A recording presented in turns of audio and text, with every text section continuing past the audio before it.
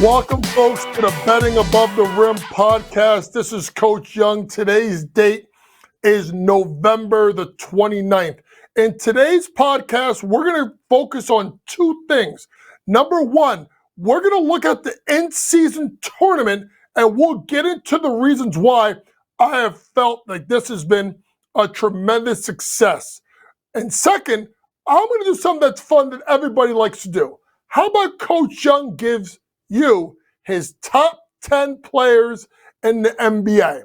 Be some movement and some guys at spots that you may not agree with, but that's the great thing about this is we all have an opinion. Once again, welcome to the Betting Above the Rim podcast. And let's get started here with this. The NBA in-season tournament was something that when it first came out, people didn't know what to expect. But I'm here to tell you that it's been an unbelievable success. Why? And I'll get into the reasons really quick. Number one, the buy-in from players and coaches. Two, strategies that you saw by coaches, particularly last night, and we'll get into some specific examples. Three, kind of being like European soccer, starting the games at the same time, which then made it a little interesting. I'll get into what I heard last night. And also young teams being able to get themselves some experience going into knockout round. Last thing, Adam Silver. We'll get into it. Don't change anything. This was fantastic. So as we talk about the in-season tournament, first thing, like I said, was the buy-in. And I think that is important because when you bring something new to a league that's never been done before, you have to get people that are excited about it. And if you really look at the players and the coaches, you saw coaches and players that came into last night really knowing what they were going to need. So when you step onto that floor last night and you see the different decal or logo with the NBA in-season tournament trophy in the middle, and you see the line down the center, you knew you were in for something special. And we got it, and we got something that we don't see in November. We got to see competitive, high-quality basketball, and that is because you had coaches who really wanted to win this or trying to win this in the first year, but also you have players. There was talk about Josh Hart of the New York Knicks last night saying he makes a ton of money. He said $500,000. That's a watch. You had LeBron saying you put any kind of title on anything and I'm going to compete. And I think that's the number one thing we saw. We saw more intensity out of the players and more strategy by the coaches in these games. And typically, if you think about it, folks, why did the NBA pick this part of the year? Because everybody knows that the unofficial start of the NBA season isn't until Christmas, which is towards the end of the NFL season. It's towards the end of the bowl season of college football. So the NBA takes more center stage at Christmas. Well, now, at least for 2 nights a week, on Tuesdays and Fridays, the NBA took focus on days when the NFL did not play. And it was extremely smart. And I think there's a lot of momentum going into the quarterfinals next week. Now, when you speak of coaches, you got to talk about some of the things that occurred last night. Number one, bravo to Joe Mazulla. You know what Joe Mazulla is? Obviously, you know Joe Mazulla is head coach of the Celtics. Did you see what Joe Mazulla did last night? I'll tell you what he did if you didn't know. They were up by 30 points in the fourth quarter. Why did they need to be up by 30? It's simple. They lost to Orlando on Friday night, and they needed Brooklyn to beat Toronto, and then they had to win by a huge amount of points to bypass Orlando and win the group. So they're up big. They're up 30 in the fourth quarter, which their starters played at least 5 or 6 minutes. Do you know what he did? He intentionally fouled Andre Drummond 2 times in the fourth quarter to send the big man to the foul line. And while this was taking place, Billy Donovan had no idea. And basically, Joe Mazulla looked down at the other end and said, I need the points. Recognizing that stop clock, foul shots, poor free throw shooter. I think he went 0 for 4 in the free throws. And then you go down and score and you expand the lead. So I thought that was amazing by Joe Mazulla without Kristaps Porzingis last night and just getting Drew Holiday to come out with a vengeance. Think about this, folks. They could have lied down and not played for it. You saw early on in that game that they were going for it. Their starters played big minutes in the first half. They continued to play big minutes in the third and into the fourth quarter to secure their win and their place in the knockout round. So let's go to another situation of a coach that did something. I'm going to go to my hometown and the New York Knicks. And I knew going into this in-season tournament that although the Knicks were in a very tough group in regards to top-heavy with them, Milwaukee and Miami, that Tibbs was going to take this seriously. Did you know that Tibbs kept his starters in the game until about a minute and a half left to go? The Knicks folks at one point were only up by 1 point in the third quarter. They could have just let it just say, all right, we're done. But they pushed on. Tibbs had let his players know early on in the day they had to win, and they had to play well, and they had to win big. Now, here's what's interesting. He played his starters, like I said, a bunch of minutes. Why did he play him a bunch of minutes in the fourth quarter in a game in which they were up, I believe, by 14 at the end of 3? Here's why, folks. Because Cleveland was playing Atlanta at the same time, and Cleveland could have passed the Knicks in point differential. So what did Tibbs do? He kept his starters in as long as possible until he felt it was safe to pull it. Now, here's what's interesting on the flip side. Cleveland, obviously in this predicament, trying to get as many points or run up the score, if you would say. Quinn Snyder from Atlanta pulled his starters with about four and a half minutes left to go in the game. Do you know J.B. Bickerstaff kept his players in the game, his starters, all the way through? Once the Knicks game went final, they had to win by 36 points. Now, what happened? They kept it on, and they kept their starters in as long as possible. But once they realized they couldn't pass New York, and shout out to Julius Randle, who was absolutely fantastic. Folks, remember, one of the first podcasts, I went after Julius Randle. And he was absolutely fantastic with, I think, a 29-20, 2 threes, and I don't know how many assists. It's a rare combination that he had.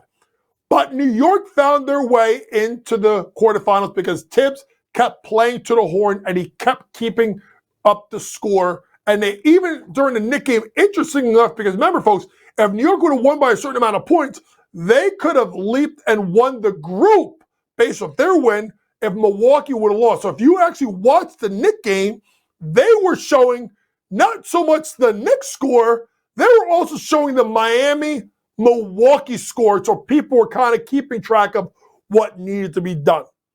So what also made this great in the season tournament was this. Kind of what they do in the European soccer leagues the last game and day of the season. They tipped off most of the games at the same time. So the 2 games in Group B, right? The Knicks versus the Hornets and the Bucks versus the Heat, both tipped off at the same time, right? Same thing in Group number C in regards to the matchup between Brooklyn and Toronto, and then obviously Chicago and Boston. Smartly done by the NBA because it kept the integrity of the teams to play. Folks, do you know that just about every team on the bench had one person who knew the scores of not just the other games in their group, but any other game that could affect the wild card standings? Think about that for a second. Cleveland was in Group A. New York was in Group B. New York was keeping track of Miami and Milwaukee, but also keeping track of Cleveland because of the wild card. So that was a smart thing done by Adam Silver by playing all the games at the same time. The only game that was not played at the same time with the other parts of the group was the game between Sacramento and Golden State, which was an absolute barn burner, a 124-123 win by the Kings with a big score by Malik Monk late in the game. So what is the last reason why we have seen the success of this tournament? If you look at the teams that have made I guess you would call it the knockout stage, you have obviously the Lakers playing the Suns, two teams that have been there. You have a team like Milwaukee who's won a championship, New York that's got experience, and Boston. But I want to focus on the three teams that don't have a lot of playoff success or history behind them. And that is the Indiana Pacers and the play of Tyrese Halliburton, who won their group and is going to have a really interesting matchup next week on Monday or Tuesday, I'm not sure, at home versus the Boston Celtics. Early lines have Boston as the favorite. You got to look to a team like the Pelicans, who a couple of years ago, as an 8 seed, took Phoenix to 6 games in the Western Conference quarterfinals, has dealt with injuries with Zion, and now they get to play all three together because it looks like CJ McCollum is coming back. And then lastly, the play of the Sacramento Kings, who had a great year last year. People thought they were a fluke, and then here they come with De'Aaron Fox, who will get into the top 10. De'Aaron Fox isn't in the top 10, and neither is Domantas Sabonis, but they're definitely top 25 players in the league.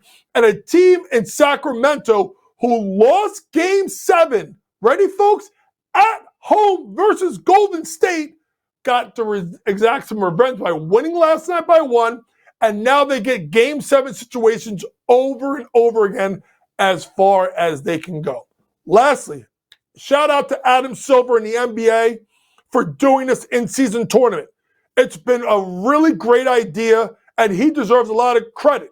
People weren't really thinking about this, but Adam was kind of ahead of the curve, looked at European leagues and saw it there and saw the success it could be. But not only that, you have to give a shout out to their partner for the group stage, and that's ESPN. They did a great job of promoting the event, and they got themselves really good matchups. If you think about last night, the doubleheader that they had, if you look at the first game that they televised was New York versus Milwaukee. They had great games, and they did a good job of really building this up. So Adam Silver, here's my message to you. After implementing this event, there are people that are complaining. It felt weird. It felt a little strange. The running up of the score. Adam Silver, do you know what you have to change for next year? Absolutely nothing. Keep this the way it is, and you have basketball fans clamoring for this competitive basketball early in the year. Please, Adam Silver, bring the in-season tournament back next year. Don't change a thing. And it was absolutely fantastic. Speaking of fantastic, it's time for my top 10. And before I go into detail of my 10 best players in the NBA, let me rattle you off my top 10. Number 10, Jayson Tatum. Number 9, Anthony Edwards. Number 8, Kevin Durant. Number 7, Stephen Curry. Number 6, SGA. Number 5, LeBron James. Number 4, Luka Doncic. Number 3, Nikola Jokic. Number 2, Joel Embiid. And my number 1 player in the NBA, Giannis Antetokounmpo. So let's go through 10 to 1 why. Jayson Tatum is here at number 10. Could he be higher? Absolutely. And his stats have been absolutely fantastic this year, scoring 27.7 points per game, 8.8 rebounds, shooting at a 50% clip, and about 36% from 3. The reason why Jayson Tatum is where he is has nothing to do with his regular season performances. It's his performance in the postseason. What you're going to say, why is he 10 and the next guy 9? That's my argument. I think that Jayson Tatum has been fantastic. And I think Jayson Tatum should get over the hump. And I would expect as maybe next year, he could definitely be a player that can move himself up the boards. Number 9, I'm going to go with Ant-Man, Anthony Edwards, who I saw a change in Ant's game during the playoffs last year. This year scoring at 26.2 points per game, 5.9 rebounds, 5 assists, shooting at about a 46.6% clip from the floor. And Ant has been absolutely sensational and leading. And the reason why I have him up there is because he's got Minnesota right now as the best team in the Western Conference. And he's got to be commended on his play, not just offensively and sharing the ball, but defensively. Number 8, Kevin Durant. Now, people are going to say, Coach, this guy's a top 5 player. Absolutely. He's a top 5 talent. I get it. 31.4 points per game, 7.1 rebounds per game, shooting over 50% from 2 and overall. He's been fantastic, and he's done it, folks, without his other 2 parts of the big 3 in parts of the season, and Bradley Beal and Devin Booker. Devin Booker is someone else that you could argue could be in the top 10 because of the fact he gets hurt so much. That's why he's kind of out of my top 10 right now. But KD's been fantastic for a long time. The knock on KD, and the reason why KD's 8 and the other guy is 7 is one of them has won a championship without the other one. So if KD is 8, who's 7? That's Stephen Curry. Stephen Curry, as you can say so much about his career, 29.7 points per game this year, 48% from the floor, 44% from 3, 94% from the free throw line. He has made being small cool in the NBA, that you don't have to play above the rim. He made shooting a thing that you need to work on. And Steph has been fantastic, and he is the reason why Golden State is even sniffing 500. Because we talked about in the last podcast, Klay's had his worst stats of his career. I know Wiggins played well last night against Sacramento, but he's been terrible. Draymond's getting suspended. People are saying that Steve Kerr is washed.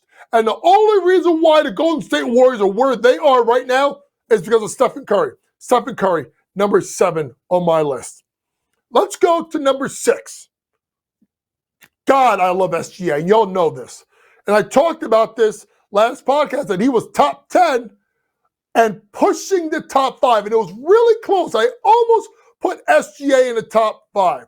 But you've seen SGA shots getting 30.5 points per game, 6 rebounds, 6 assists, shooting 54% from the floor for a team in Oklahoma City that has been absolutely fantastic. And with nothing to play for last night in the in-season tournament, almost pulled off another road win. Yes, Chet has come on as a rookie after missing last year. Yes, Jalen Williams has improved. Yes, Josh Giddey is Josh Giddey. Yes, you're getting good play out of Isaiah Joe and obviously Lou Dort.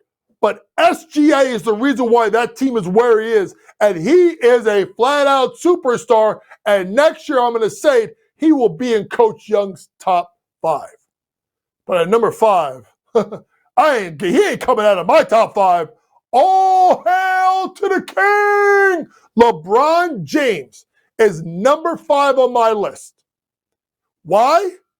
At 38 years old, this guy's giving you 25.1, 7.5, 6.5, and shooting 56% from the floor, and doing this for a Laker team that has been wildly inconsistent, and a guy in Anthony Davis who should be a top 10 player on this list and doesn't play like it. But LeBron has played like a top 5 player.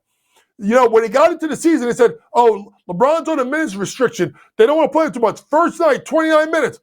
LeBron said, no, none of that. I want to win. And I want to win another championship. And he's got his team. He is carrying the Lakers right now. And if Anthony Davis, like I said, who is a top 10 talent and should be on his top 10 list if he played like it night in and night out, if Anthony Davis plays the way they're capable of, with the way LeBron's playing this year, if they stay healthy, I think the Lakers can actually go to the finals and win the championship. Number 4, Luka Doncic. I don't know what else you can say about Luka besides he's absolutely fantastic. 31.1 points per game, 8 rebounds, 7.9 assists, 48.9%. There was a knock on Luka, folks, a couple of years ago when Jayson Kidd first got to Dallas, how he fought with referees too much. He wasn't in shape. Ever since about the midpoint of when the first season Jayson Kidd started, Luka Doncic has been absolutely sensational. And he's the best guard in the NBA. He could do so many different things between his scoring, his passing, his rebounding, his dictating, his moving you with his eyes. He's such a cerebral, fantastic player. He isn't fast, right? He's not overly athletic. He doesn't have that quick twitch muscle. He's not overly great defensively. He just whips your ass pillar to post, and he wants it more than anyone else. And give me a guy with a goddamn slower Euro step than Luka and still can get it to the basket at every time. Now we get to our top 3. And this is where everybody could start, also start disagreeing. Number 3, I'm going to go with Nikola Jokic. You're saying, what? Like Nikola Jokic, who won 2 out of 3 MVPs, who could have won a 3-peat last year, is your 3rd best player in the NBA when he's getting you 28.8, 13.4, 8.9, and shooting 56.8% from the floor? He means so much to his team because of the fact that he could score in all 3 levels, and he is the best passing big in the NBA. They can put him at the top of the key with the sightline, see everybody in play, or they like to put him in the pinch, or if you don't know what the pinch is, that's the elbow, and let run action and cutters off of him, let him dime people up, if not turn around, shoot the J over someone with that high release that he has. And he's been absolutely fantastic. And it was hard to put him there because these 3 guys really, you could juggle them in any which order you want. But at number 2, I'm putting Joel Embiid. 32 points per game, 11.3 rebounds per game, a career high 6.6 assists, shooting 50% from the floor. And remember, folks, he lost James Harden, who did not play at all this year. And Joel Embiid has been better this year than he has been last year. And with a new coach. Understand that, folks. He's playing better this year than last year, and he's got a new coach in Nick Nurse. So Joel Embiid has been absolutely fantastic on both sides of the ball. And Joel Embiid has shown to himself why he won the MVP last year, and he will definitely be in the MVP race this year. But my number 1, it's got to be the Greek Freak. When Giannis got to the league and he was a skinny, frail kid, no one saw this coming. Okay? But this guy's getting you 30.1, 10.6, 4.6 assists per game, shooting nearly 60% from the floor. I'm going to say something to you folks. If Giannis had a 3-point shot, and I'm not talking about like a Steph Curry 3. If he had a legitimate 3-point shot, Giannis Antetokounmpo would go down to one of the 3 or 4 greatest players in the history of the NBA. Think about that. If Giannis had a legitimate jump shot from 3, he would be top 3, top 4 all time in the NBA because of his ability to score, rebound, assist, play defense, control the pace. The only thing he's missing is a jump shot, and he's one of the best defenders in the league. Now, I got a challenge to you, Giannis, that when the big spots come, you got to go guard the other team's best guy. So like last year when you guys lost to Miami, you should have been guarding Jimmy Butler from game 1. So that's my challenge to you, Giannis. In a big spot, whether it's 1 through 5, will you go to Adrian Griffin and say, no. I don't care what our philosophy is. I am the best defender. I guard them. And it'll be interesting because obviously without Drew Holiday, he is by far the best defender as a guard or a forward. So he's got to go ahead and do that. That was my top 10. Folks, this has been your podcast for November the 29th. Once again, hey, there's always the easiest way to get all of your content from our great company at Sports Grid, and that's the Sports Grid app. Download that app on iOS or Android today to get all of your information pregame, in-game, post-game, from, like I've always said, the great hosts and my colleagues and friends like Scotty Farrell, Mike Carver, Joe Lisi, Joe Madden, Ben Stevens, Kevin Walsh, Donnie Rightside, Dave Sherapan, Matt Pirol. I can go on and on and on, but I gotta go. The next podcast will come on Monday. We'll start and preview those games in the in-season tournament. We'll take another look at the college basketball landscape, and I'm working on a guest that I'm trying to get on in a couple weeks. If you thought John Fanta was big, this guy is bigger than John Fanta. No offense, John, you're still my guy. Once again, this is Coach Young. This has been the Betting Above the Rim podcast. For all your information, check out the app. And remember, folks, it's smarter to be on SportsGrid. Take care.